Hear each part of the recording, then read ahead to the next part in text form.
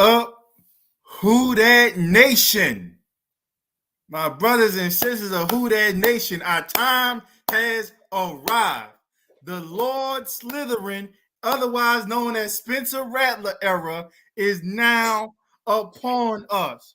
And you might not realize or remember, but I believe it was on this show we was talking about preseason expectations and when we might see Lord Slytherin. And I think it might have been this show that said, hey, we'll at least see him by Tampa Bay.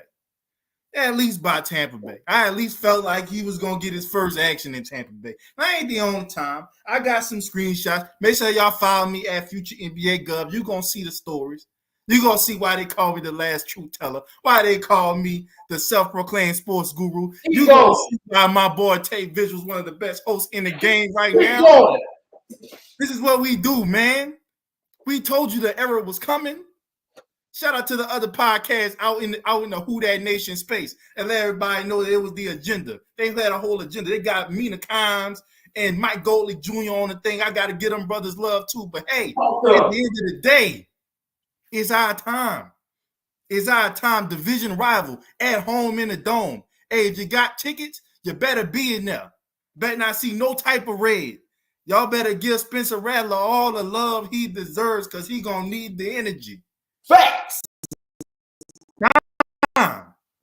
Let's go. Now, well done, bro. Well done, my brother. Well done, my brother. We got the shades on. We got our Saints gear on, and you wouldn't think we're coming off a loss, but let me get to this. Welcome to the Bayou Ballers podcast. Welcome. We are live on this grand day, and it is a grand day. The Rattler. 5th round pick will be starting. You would think this is our first overall pick, how we going at it. But my guy, I can't really hear you, Trey. I don't know if it's my headphones or not, but I can't hear you now. I heard you earlier. Hear me now? But I can hear you now. But my guy predicted this. And it sure did come to fruition, man. Oblique injury by Derek Carr. I know when he went down, everybody thought it was like last year. Hey, he's got it's one of those iffy injuries. He doesn't want nobody else to get the start to make, because if they have a good game, hey, maybe it's a situation where, we're going to let the young guy go if he gets a couple wears under his belt. But looks like he's going to be out, and I think it's mainly because we have 2 games in 9 days. So yeah, that's probably why he's not going to play. But we get a chance to see our guy. We are live again. We have to go live for this. Thank y'all for the people who watching. 8 people here right now. Keep on coming. If you missed the grand introduction, you will be able to see it again on YouTube. So go to that and subscribe. We almost at 1,000 subscribers, and check out all our shorts. But we're gonna get to we ain't gonna even worry about the past game. We're gonna get to that after we talk about this decision to be made by Spencer Rattler. Mind you, the Saints are 2-3. They are on a 3-game losing streak. But we get a young buck coming in. Spencer Rattler, number 18, wearing Peyton Manning number. And we're looking to see what this guy got. Yeah. Jake Hanna came in to replace Derek Carr because, as you know, Spencer was the emergency quarterback the first 5 weeks of the season. And everybody was talking about Dennis Allen. Why hasn't he named the QB2? Is it important? Why hasn't he put Spencer there? If he tried to save Derek Carr's ego, something like that. But when it came down, Dennis Allen made the right decision because we watched preseason, and I think most of the Saints fans believe Rattler beat Hayner out for that second QB job. Yeah, and he will get his first start against Baker Mayfield and the Tampa Bay Buccaneers. Tampa Bay doesn't have I would say a God-fearing defense, so it will be some opportunities out there. And I think he can show us something, especially with the mobility. We saw a little bit of it with Hayner on his drive, rolling out right, escaping, running away from Chris Jones. But I'm gonna let you go ahead, man. What you think about this decision from Dennis Allen? And did you think he would make the decision this early in the week? Well, here's the thing. One, I would say I didn't think it was gonna come this early, but I'm not surprised it came this early. Okay. And I think I talked with a few people. I felt like folks, when it came to DA, like I always said, he's gonna give you reasons to hate him. You ain't gotta make stuff up. And I think we was taking this quarterback situation and how he was handling the announcement of saying, man, he trying to sabotage stuff. He just gonna, mess stuff up. And I was like, look, bro, there's a plan. There's always been a plan. There's a lot of people in the plan, and they all on one accord. And y'all got to trust that. Time will tell. Oh, man, you don't know what you're talking about. It's cool. But guess what? He's the prototype that our head scout wants as a quarterback. He ran the system our offensive coordinator runs. Our offensive coordinator wanted him. We got him. Our head coach said, hey, he's expected to come in here and compete for the quarterback position. He even said back. He never said backup, whether that was him or Jake. He never used the words backup quarterback. So they let you know the expectation that they have for both of those guys in that locker room. And here's the kicker, bro. If you don't think it was a plan, then explain to me how Spencer Rattler got promoted on his day off. They didn't practice today. They didn't practice today. So clearly there's some conversations going on internally that, okay, if the time comes, we feel like we've prepped this guy for the past 5 weeks because practice is where it's done. Clearly this regime cares about practice, hence A.T. Perry getting waived.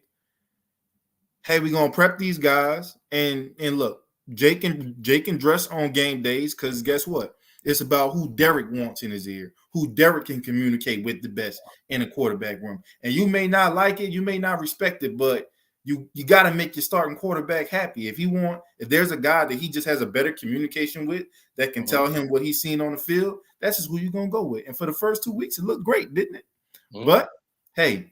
Let me say this. Even if an injury happens, though, Jake Haener has to get put in the game. So it's not just about communication and the relationship. Yeah. And when something happens to the car, if that would have happened in the first quarter when the game is still in the balance, Jake Haener's getting thrown in there, game plan changes, and we have our third best quarterback in the game. Yeah. Probably fourth after Taysom Hill. Right. So, and it's a matter of, and it's really just a matter of, look, if Derek goes down, we know Jake, we feel at least he can help us survive.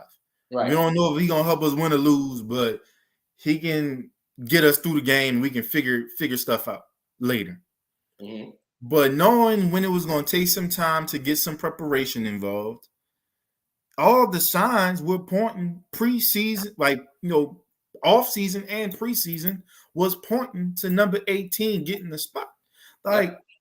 Bro, and you might agree with me on this, it's not even just about this year at State. Is our coaching staff thinking about this year? Of course they are. But, bro, when you look at the way some of these quarterbacks playing in college right now, the 25 and 26 class, you got to know who you got in the building.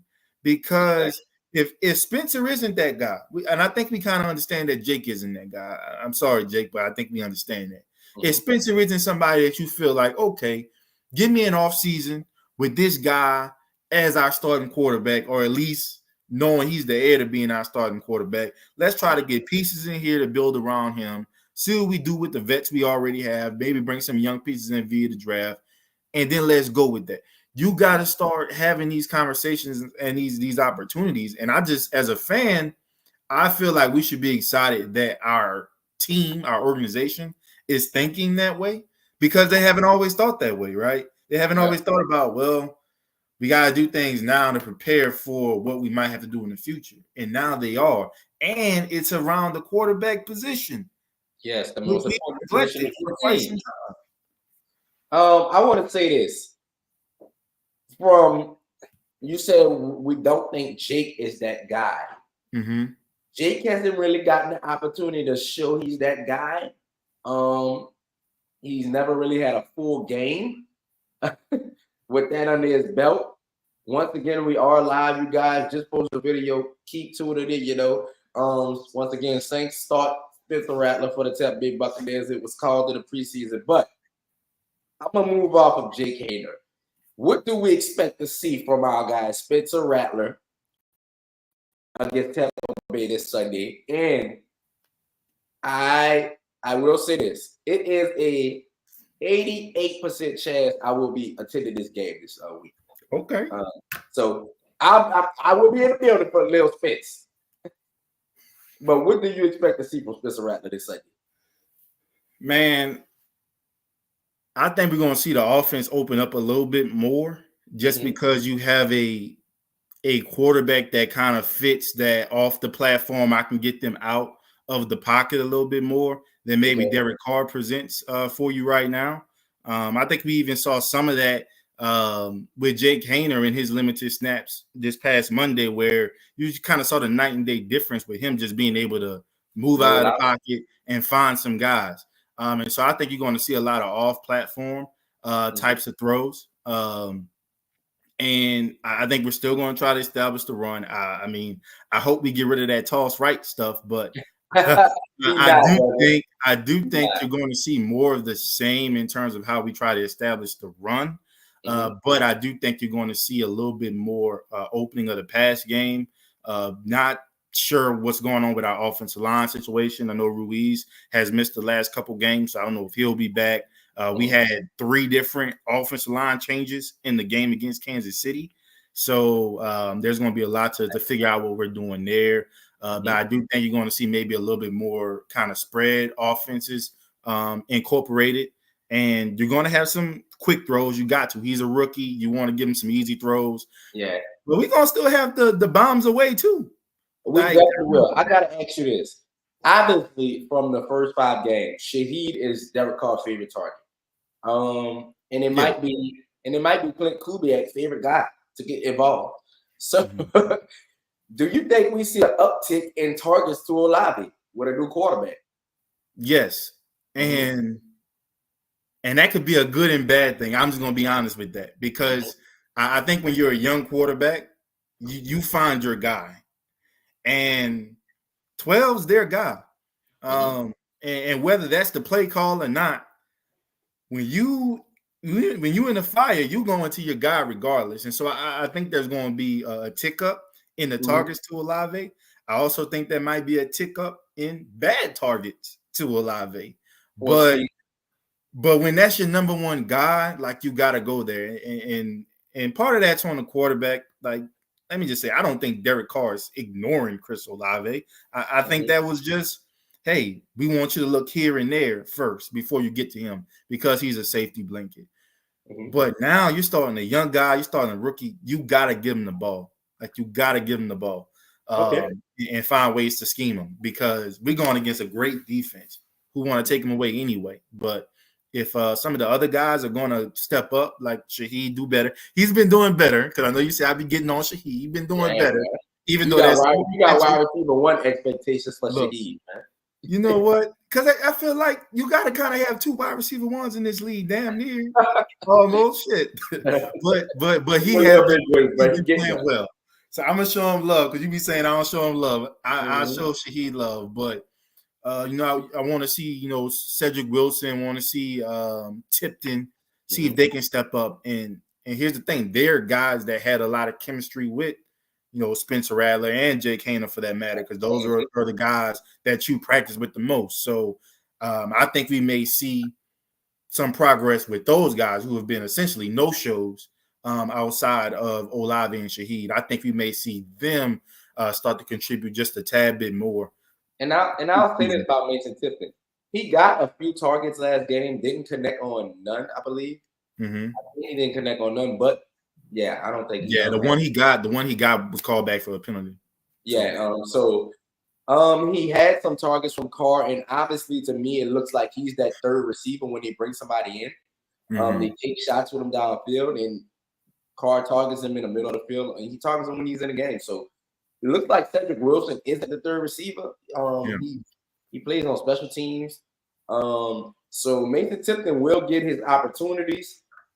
And I think Rattler will connect. Maybe they'll have a different connection than him and Carr. Obviously, the timing wasn't there. He was open on a deep shot. Carr overshot him. And he just let the ball go through his hands on that beautiful ball when he got injured.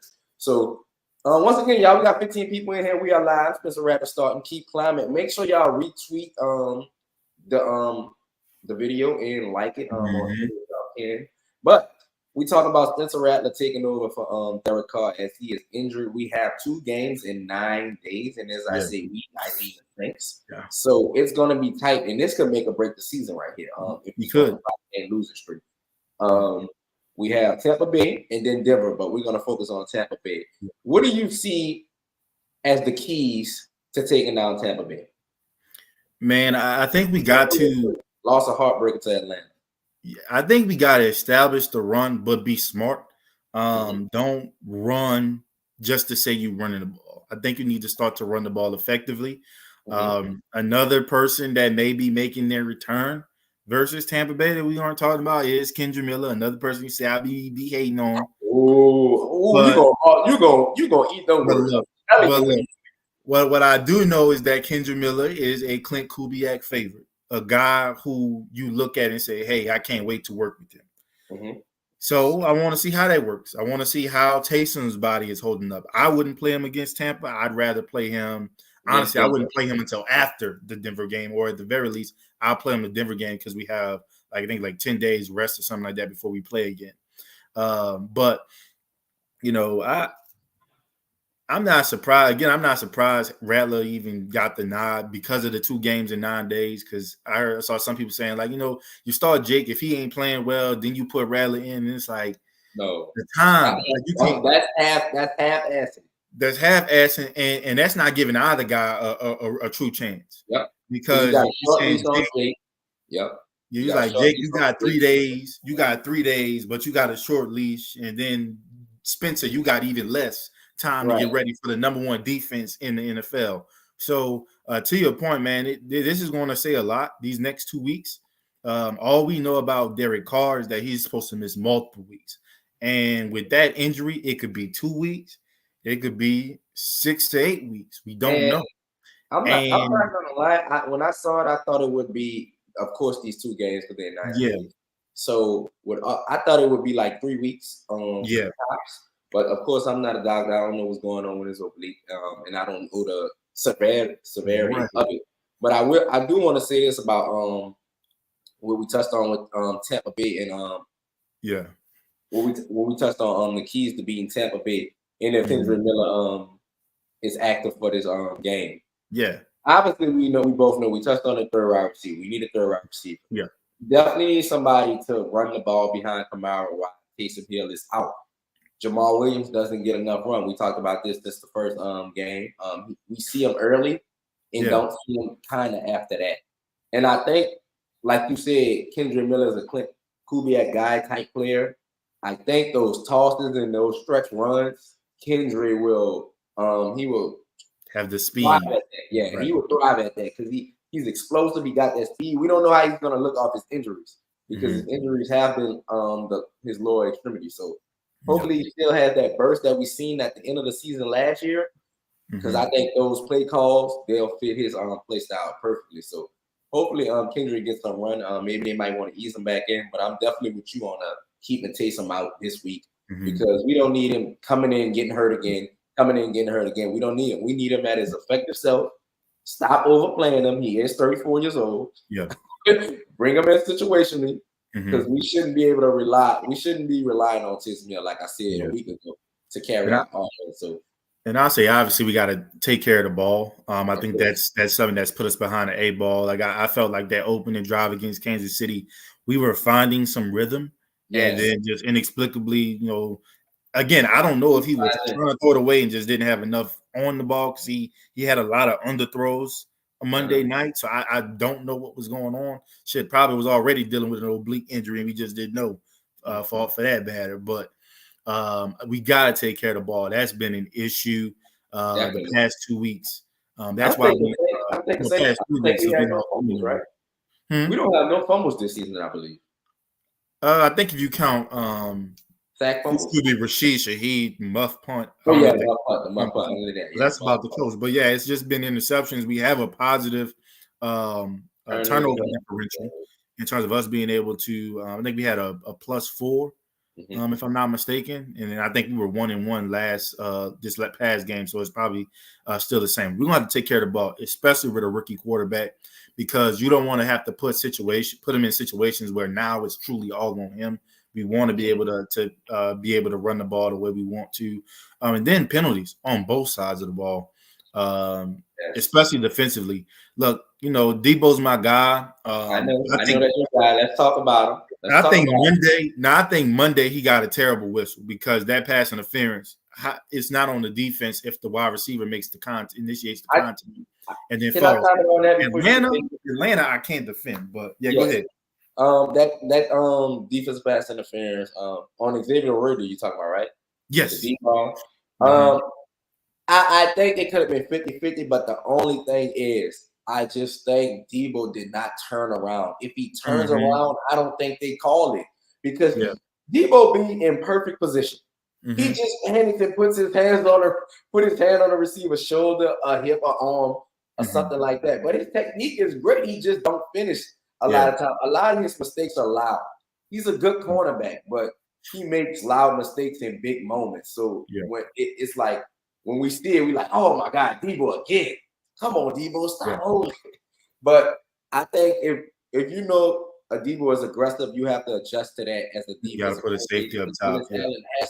He has to shade a safety over there for Debo, so Debo doesn't have to worry about making a play on the receiver, looking back for the ball. The safety tracks the ball, Debo plays the receiver, and it's fine like that. So Dennis Allen has to adjust to that because he cost us that Atlanta game. He didn't cost us the Heat game. I'm not gonna say that. And here's an adjustment that I think would help us win. You got to unleash 23, man. Like we know the whole history between him and Mike Evans and letting them travel with the best. But he needs to be on 13 the whole game. I don't care if he's in the slot, in the backfield, lined up as a tight end. He needs to be there because Pat Mahomes didn't even throw his weight. I'm surprised if Marshawn Lattimore's jersey was dirty. He did because and we're not as talented as a defense as we once were to allow teams to dictate the impact that Marshawn Lattimore is going to have. Like if you want to throw to your best guy, you're going to have to throw against him. You have no other option. So you're either going to get your wide receiver 2 and 3 and 4 and your tight ends and all these guys involved, or you got to throw at my best because we have to do something. I think a few weeks in a row we've just said, well, Sean, you just stay on your side, and I'll say this as well. We know Marshawn and Mike Evans' history. I think Marshawn, I don't know. Well, it's always going to be there, that steam between them two and that tension. But I don't know if he's going to follow Mike Evans because Mike Evans is kind of like a good matchup for Debo because the size, he's not small, he's not shifty. He's more of a straight up and down guy, Mike Evans. When that's how he caught Lattimore a couple times on some deep routes here and there. But I think Debo, that'll be a better matchup for Debo. It seems like Debo's, I don't know, I don't want to say struggle because he doesn't really struggle. He just gets a couple penalties in there. He struggles with a little smaller guys. Yeah. You know what a real matchup is going to be. Had a little bit of his way with a Debo. That's what at least to say. But you know what the real matchup is going to be, right? What, the tight end? We gonna see if Alante Taylor's grown because he got goblin. Man, like we gonna see if he's grown because the last game against Tampa he held his own. I'm impressed by Alante this year. Yeah. Now he missed a couple tackles, but he bring the energy on you. He bring his heart. He bring his hat every game, and I've been impressed by him. Now he got to clean up some of the missed tackles on 3rd and 20s. If he make that tackle when the guy catch the ball, it's not a 3rd and 9. It'll be a 3rd and 15. Yeah. So we have to get that done. But I'm looking forward to Alante on Godwin because I think he'll do a good job. But he got killed by Travis Kelce on that out route. You saw that? Man, shit, it's Travis Kelce. That's why I said we had to put 23 on him. It's like, I was like Travis Kelce, 35, still doing that to the 20-year-olds, man. It's crazy. Yeah. Let's get your prediction for Tampa Bay and New Orleans Saints, man. Let's do that. Man, I'm gonna say the Saints win that game 24-17. I think I still don't think our offense is where we need it to be, given the injuries and just the lack of execution the past 3 weeks. Because I felt like plays were there to be made, and I also felt like there were opportunities for better plays to be called. And so the offensive play caller has the guy that he asked for. Now we need to start now the true evaluation begins there too. Because when you get a guy that you ask for and that you say fits in your system, right? We got to start to see it because a lot of guys are coaching for their jobs, and that's Dennis Allen included. Do I think he's on a hot seat? No, but I think it's a little lukewarm. He will be. Like if he sit down a little bit too long, get a little warm up done, he got to get up. We get up to 5-game losing streak. So it'll happen. So that's why I think a lot of guys are wanting to be better, and I think a lot is going to be asked to Clint to just, hey, you got to get the offense in order because Dennis Allen is a head coach, but he's also our head defensive play caller. Yep. And we're getting into a scenario where the defense is dropping off because of that, if we want to be honest. And so whether it ends up him having to offload those defensive play calls because he needs to focus on the entirety of the team, I don't think anybody wants that. So that's going to call for the offense to take on a little bit more responsibility and execution because y'all haven't been executing, which basically says, well, the head coach now got to figure out what the hell y'all doing wrong. And then now he got dudes not getting the quarterback on the ground, missing tackles, busting coverages. And so now it's just, opening the floodgates as a organization, as a team. And so hopefully if our offense can kind of get back to where not quite the first 2 weeks, but just being able to move the ball, get into the red zone. Bro, it's probably higher now, but going into last game, we had a 75% success rate in the red zone, which is by far number one in the league. So we've shown the adjustments from last year, improvements that if we get down into the money zone, we getting 6, not 3. So we got to be able to move the ball, stop with the bonehead penalties, stop with the toss right, maybe unless it's Kendre Miller because it's putting us behind the 8 ball. Like it's not working. Come out and bring something out of nothing on that first drive with that toss right, remember? Yeah. It was the first drive. He what was it? It was like a loss of 5, but he reverse field. He pulled USC. I have to say this: the Buccaneers are 3.5-point favorites against the Saints. Okay. I don't know if that's after the Spencer Rattler news, but I think it was before. I think they was already favorites, so it's probably about to go up. Yeah, it probably go up. Kansas City was favored about 5.5, so I can't imagine it'd be higher than that. Yeah. But in the total over under was 41.5. Ironically, you picked 17 to 24, and you picked 41. So you going under 41.5. Yeah, I go for it under. Yeah. Can we from you? Can we get a Spencer Rattler stat line? I couldn't hear you. I'm sorry. Oh, can we get a Spencer Rattler stat line from you? I'm going to go 60% completion. Okay. I'm going to go about 260 passing yards. Ooh. I'm going to go 2 touchdowns, and I will say 1 turnover. I think he's a rookie. I think we're going against the Todd Bowles defense. I don't know if there's going to be an interception or a fumble. But I'll just, it's a rookie, so I'll just give a turnover. I can see that happening, but definitely I think he's going to put 2 scores on the board, 1 deep and 1 kind of in that money zone. I think we kind of get him out. We find 12, and let him route somebody up on the Buccaneers side of the ball and go there. Okay. How many passing attempts for 260 yards?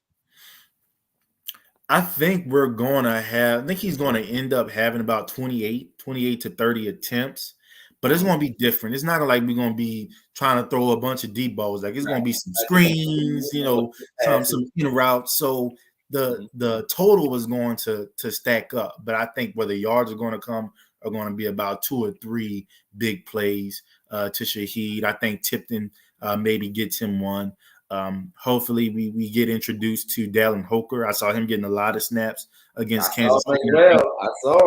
I think that's another guy who they're trying to ramp up to get some significant snaps for this team. And I think he may be somebody who becomes a safety blanket for Spencer as well.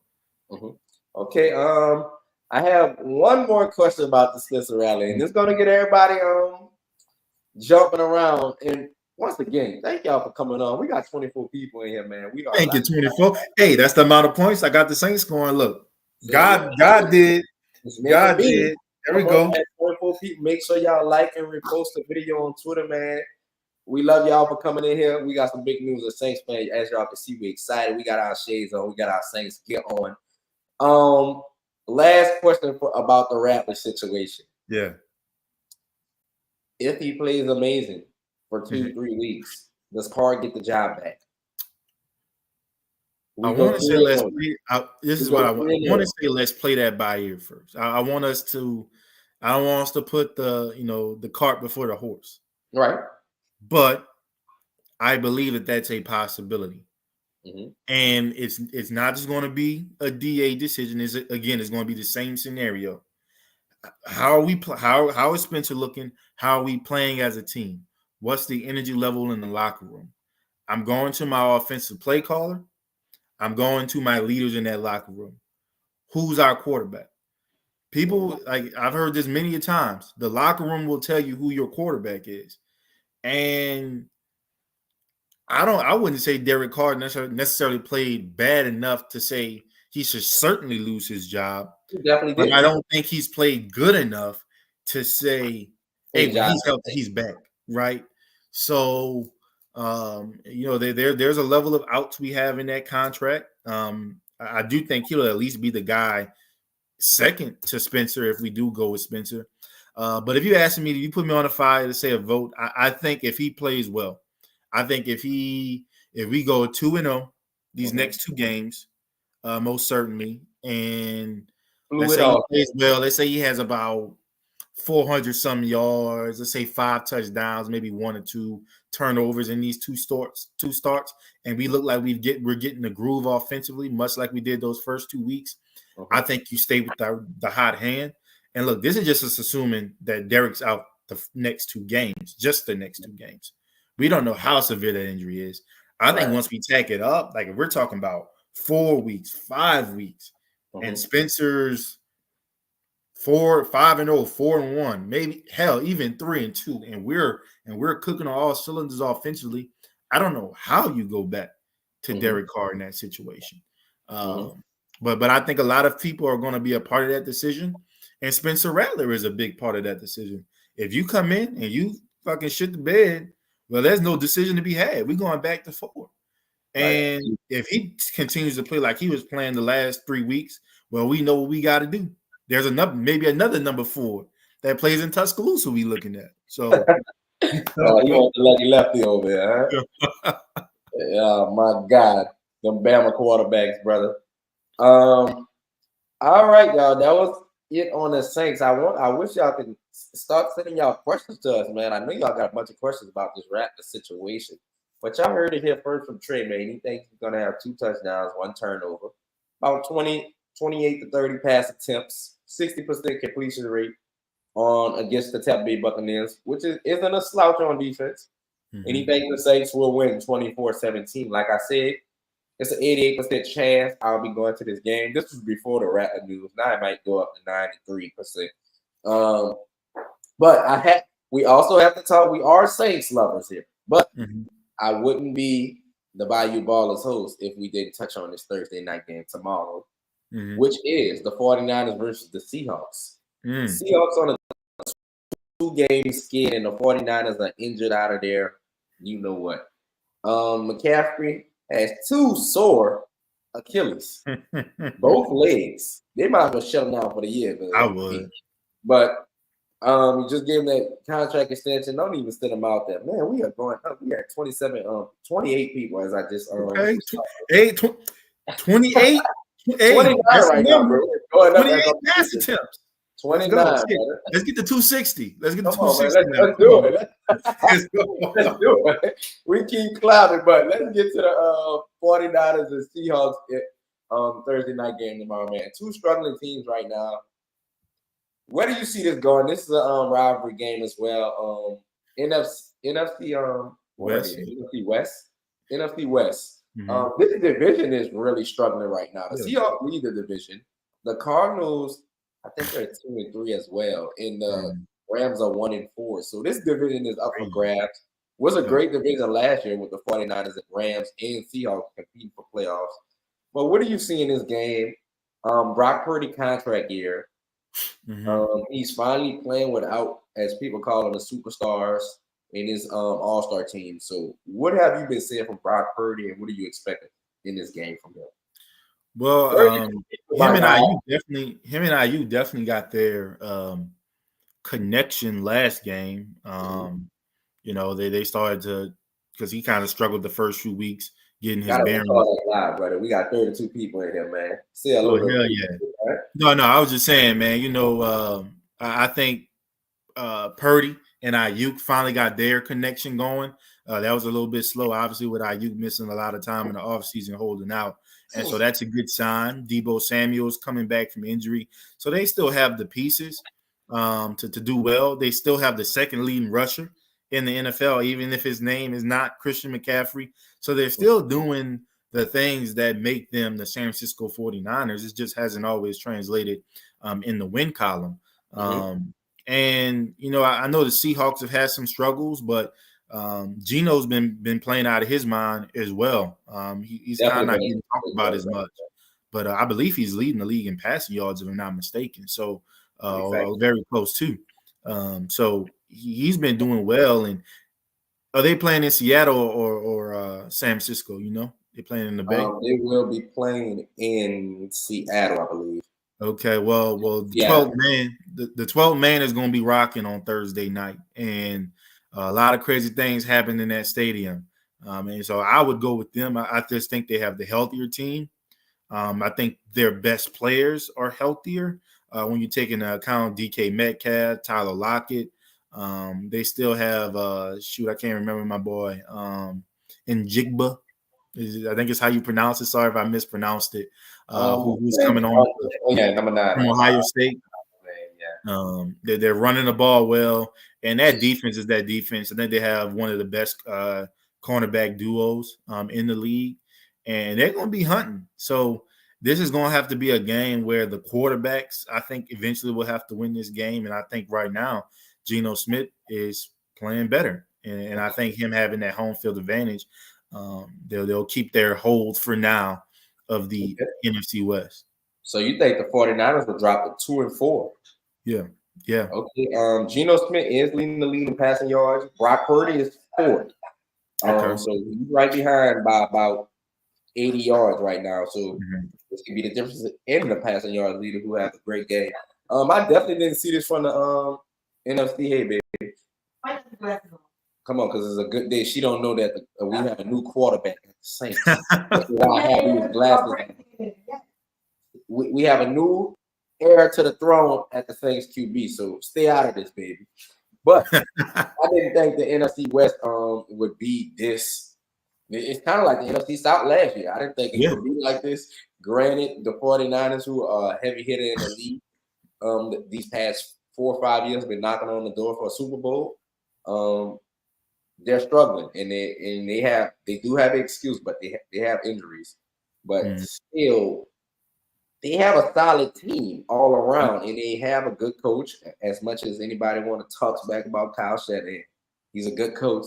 He doesn't get it done in the biggest situation, but he is a good coach, and he gives off a lot of other good coaches to teams. Hopefully, we can benefit from that with Clint.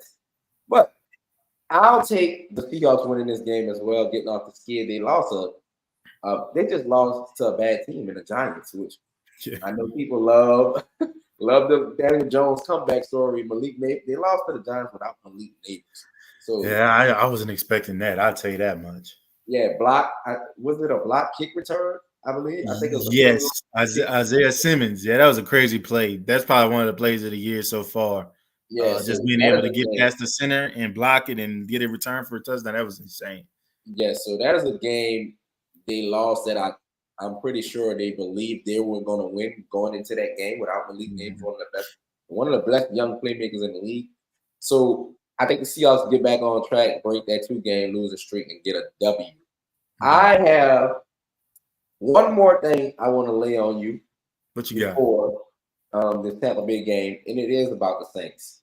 You have this, I don't know, should I say hidden agenda with our offensive coordinator, our new offensive coordinator. Yeah, Nepo Baby. That is your nickname for him, Nepo Baby. If you guys don't know who I'm talking about, we're talking about KK, Clint Kubiak, son of Gary Kubiak, and that is why Trey calls him Nepo baby, nepotism, short for that. So, what is your assessment of Clint Kubiak over these first 5 games, and what problems do you have? I know you have a problem with him not targeting Olave, getting him the ball, Mm-hmm.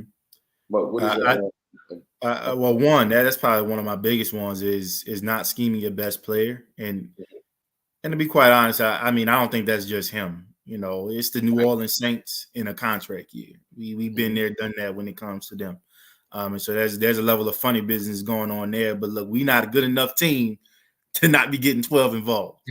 You could do that when Drew Brees was your quarterback, and you can not give Mark Ingram the ball at the 1 yard line, and you can maybe throw it to Jimmy Graham a little bit less. We not there yet, but I think the thing with Clint, man, I just felt like the offense, even in the wins, they were still vanilla. It was run, run, run, deep shot, and in the first 2 weeks we connected on those, and I feel like we've been big play hunting maybe a little bit too much, and Is that's put that our Clint or defense. Derek Carr?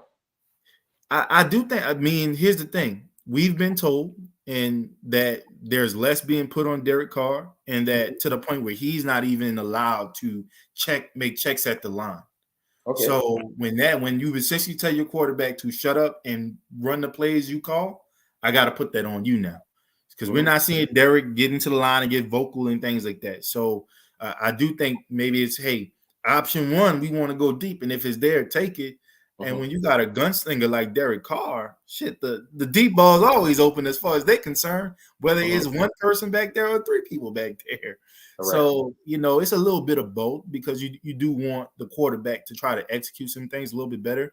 But I think part of that is the vanilla play calling. And so I'm hoping that things open up a little bit more and we're able to get our athletes the ball.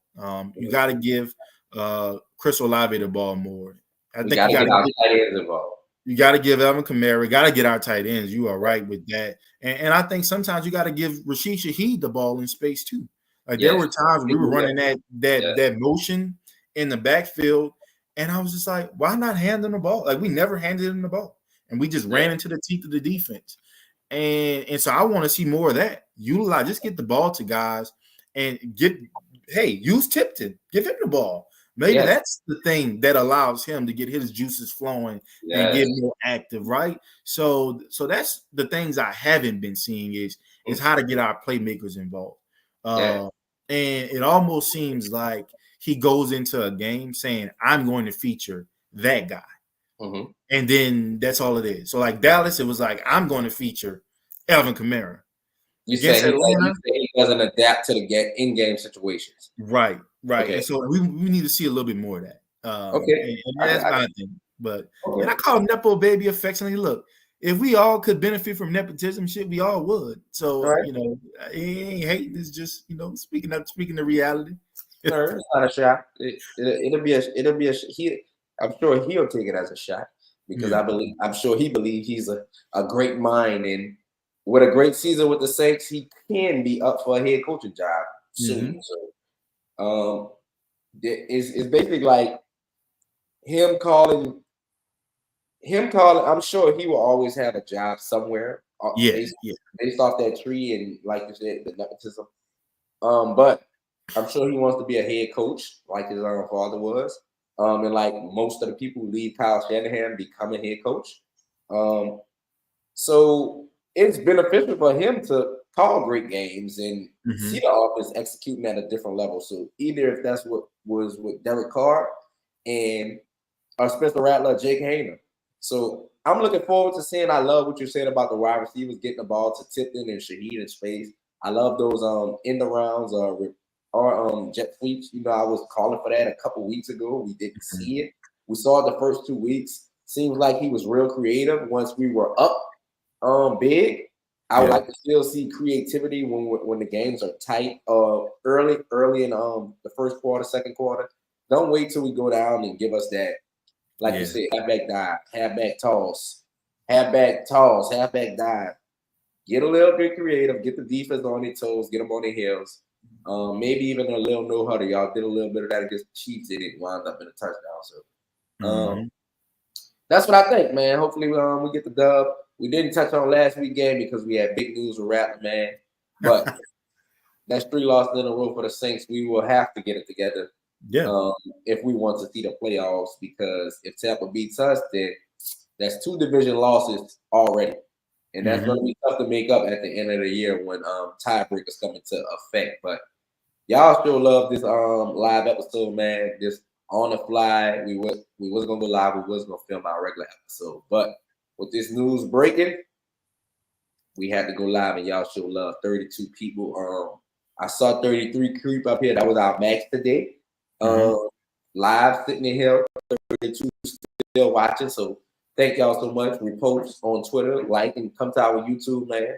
But any last words from brother? Once again, we did have our shades on in our Saints gift because this is a big day. Man, look, it's a good day. It's a big and if you're taking this opportunity today to say, man, I can't wait for Sunday for everybody can see that Spencer Rattler is not that guy, man, you might as well just take off your Saints stuff off and just go ahead on about your business, man. Spencer Rattler already. There we go. I see that 33. If we were to get Spencer Rattler already, come on, bro. Are you a Saints supporter? Right. Come on. You a Saints supporter. You just want somebody that want to be against the grain, right? Right. And I want to see Jake supports. Hey, I would have been fine if Jake was the guy too. But so you know what? Bring on. It's all love. It's all love. That's it. I just prefer the guy with the higher ceiling. To me, you might think Jake is a more of a middle ground guy. Spencer, he takes the roof off. So, but this should be a time, man. But this should be a time on Sunday where I feel like for the first time since 9, hung it up. We lit. Be united. The dome need to be lit. And I want to say this for our supporters. Spencer will make mistakes. When he makes a mistake, please do not compare it to a 10-year veteran. Please do not compare. Please don't be like, see, he not him. Yeah. Please don't do that. Let the man go through his growing pains. Long we get up, we get our wins, but look for the potential in it. Look for the potential in the execution and how he picks up on the offense. That's what you need to just watch the game. Let's not look for excuses. Even if you feel like the coach ain't calling the game the way you want to, like they trying to figure it all out too. We trying to figure it out. We just looking forward to seeing what we gonna see. Because guess what? It's almost mock draft season, and I just need to know. Do I need to this is a assessment for our next year draft. This is an assessment. Do we have a quarterback who can start for us in the future, who can be our quarterback over these next few weeks? However long Derek Carr out. Or hey, we might have to get a quarterback first round this year. So that's how it's gonna look, depending on our record. But y'all stay tuned, man. Sunday we will